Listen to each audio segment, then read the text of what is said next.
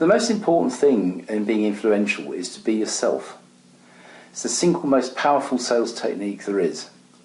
And this works online as well.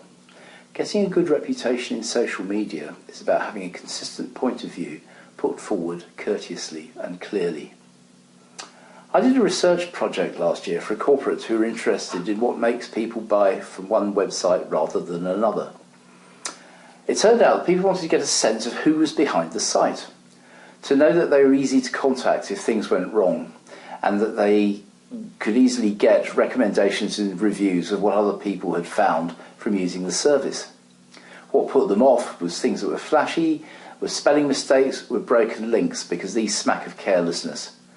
People are fed up of being cheated by hidden items in the small print. What they want is to be treated as grown-ups by people who take their responsibilities to look after them seriously. I mean, as a result of the research, I told people how we do business. I put in as the large print. And one of the things I ended up was, if you have any problems at all, ring us on this number. It's a local rate call from landlines. We're here from 8 to 6 p.m. on weekdays, and it will be one of us who answers the phone, not somebody in a call centre on the other side of the world. So it's very important to be authentic and to be easy to get hold of. What else is important? It's important to keep it short and sweet. Practice getting your statements as tight and as concise as you can. Practice tweeting. Write small ads for Google.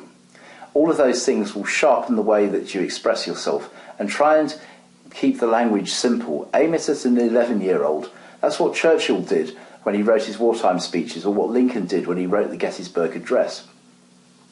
Finally, you should remember that a picture tells 1,000 words. Use the pictures to do your selling for you.